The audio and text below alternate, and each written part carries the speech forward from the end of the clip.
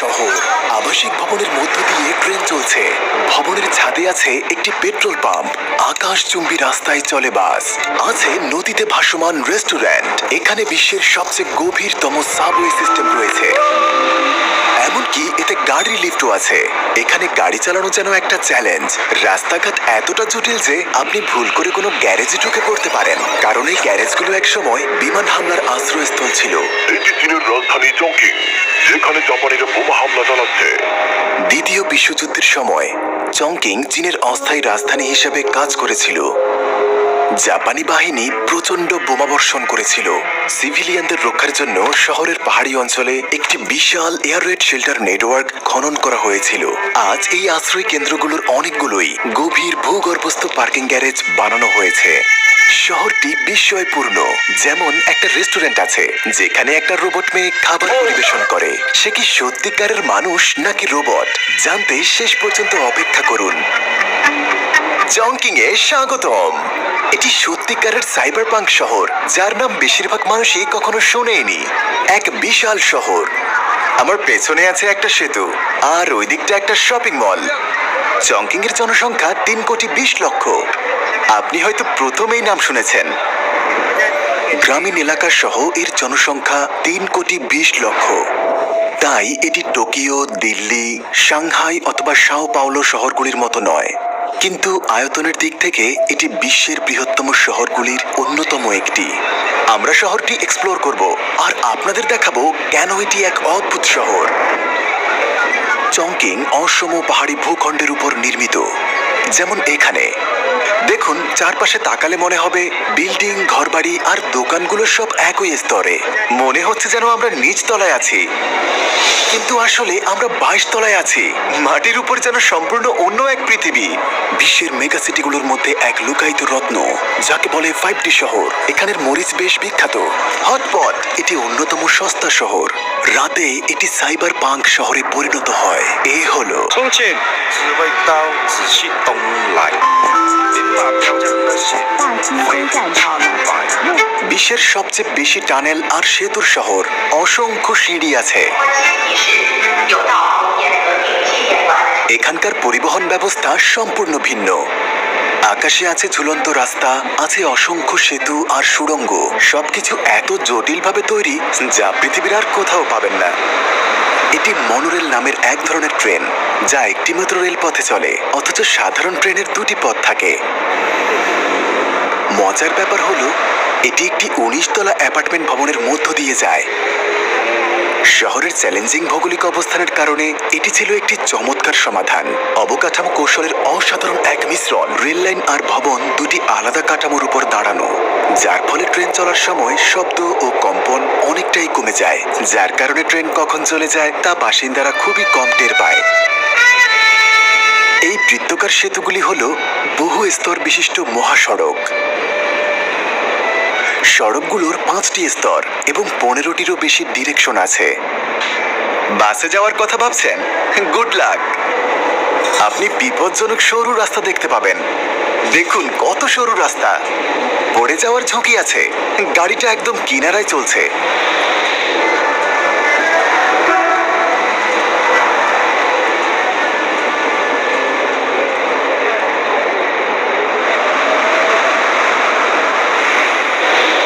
আমরা এখন গ্যাস নিতে এসেছি, কিন্তু এটা স্বাভাবিক কোনো গ্যাস স্টেশন নয়।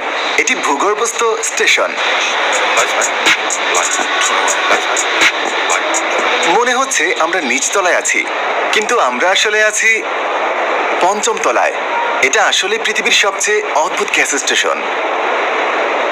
যাওয়া যাক।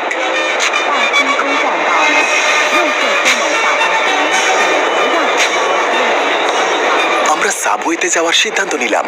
এটি বিশ্বের সবচেয়ে গভীরতম মেট্রো। দেখুন, মাটির নিচে আছে আরো 141 মিটার। আমরা 860 স্টেপ নিচে নামবো। পৃথিবীর সবচেয়ে গভীরতম। এটি রাশিয়ার গভীরতম মেট্রো স্টেশনের চেয়েও গভীর। এইটা এখনো শেষ হয়নি।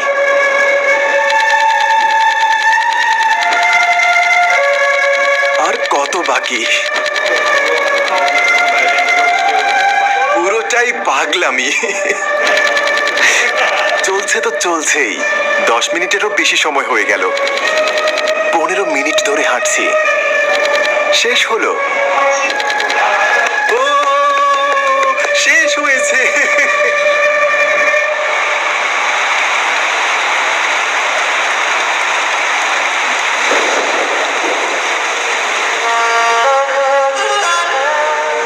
চংকিং দক্ষিণ পশ্চিম চীনের একটি প্রধান শিল্প ও সরবরাহ কেন্দ্র। নগর জিডিপির দিক থেকে এটি এশিয়ার 9ম স্থানে রয়েছে। এমনকি তাদের গাড়ির লিফটও আছে। এই গাড়িটি বেশ কয়েকতলা উপরে উঠবে। আমরা 22 তলা পর্যন্ত যাব এই গাড়ি চালিয়ে। 我在北京。 আমার পেছনে দেখুন, খুব স্বাভাবিকভাবেই চলছে সাধারণ জীবন। উঁচু ভবন, ঘরবাড়ি, মানুষ, রাস্তাঘাট, গাড়ি সবকিছুই খুব স্বাভাবিক মনে হচ্ছে। আপনার মনে হচ্ছে আমরা মাটিতেই আছি, তাই না? এবার ওই পাশ পর্যন্ত হেঁটে যাব। কি দেখবেন জানেন? চলুন যাই। আমরা 22 তলায় আছি।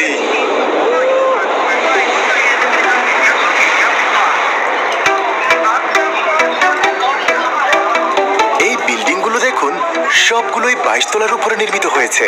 আপনি বুঝতেই পারবেন না যে মাটির প্রকৃত স্তর কোথায়। সত্যি কনফিউজিং।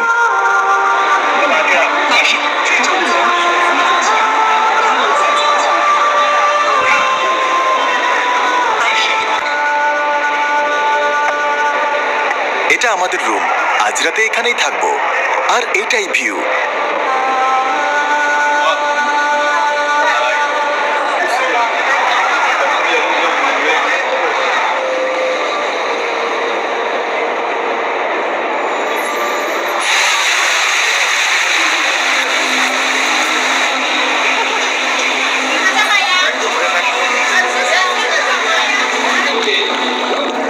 এটি বিখ্যাত হটপট ডিশ।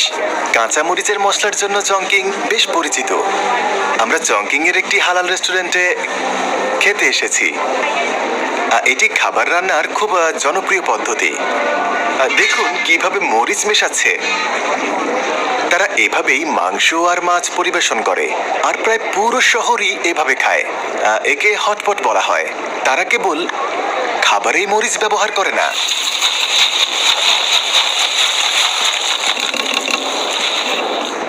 তারা এটি ঐতিহ্যবাহী চীনা ওষুধেও ব্যবহার করে। তাদের বিশ্বাস তাপ আর মশলা রক্ত সঞ্চালন বাড়াতে সাহায্য করে এবং পেশি টান আর ক্লান্তি উপশম করে। তাদের মতে আপনার পায়ের পাতা আপনার শরীরের প্রতিটি অঙ্গের সাথে সংযুক্ত, এমনকি মস্তিষ্কও। অবিশ্বাস্য। পায়ে স্টিমুলেশনের মাধ্যমে সংকেত পাঠিয়ে পুরো সিস্টেমকে সক্রিয় করে। আমার পায়ে বেশ ঝাল লাগছে, আর কথাগুলো আমার কাছে স্পাইসি শোনাচ্ছে। এখানকার আরেকটি স্থানীয় ঐতিহ্য হলো কান পরিষ্কার করা। এই শহরে শতাব্দীর পর শতাব্দী ধরে এটি প্রচলিত আছে। এটি চীনা সংস্কৃতির একটি অংশ। এটা কেবল ব্যক্তিগত স্বাস্থ্যবিধির বিষয় নয়, বরং স্থানীয় সংস্কৃতির একটি অংশ। এটা কেবল স্বাস্থ্যকরই নয়, এটা অনেকটা আরামদায়কও। কান পরিষ্কার করার জন্য মানুষ চায়ের দোকান এবং ক্যাফেতে ভিড় জমায়। আমার কান থেকে একটি ডাইনোসর বের করছে। বন্ধু বান্ধব এবং পরিবারের সাথে করা যায়। এটি এমন একটি সামাজিক কার্যকলাপ।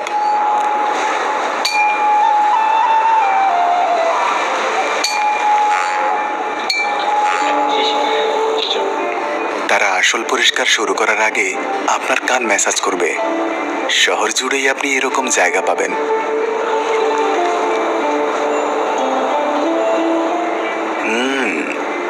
ওয়াও, এটি আপনাকে রিল্যাক্স করায়।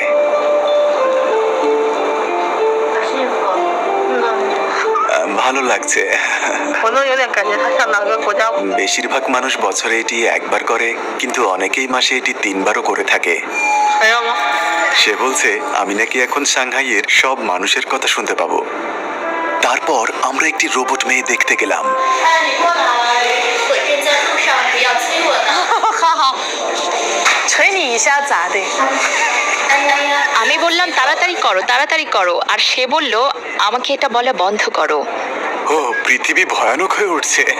আমরা কোথায়?我也，谢谢，你慢一点，要打我脸呢。太棒了。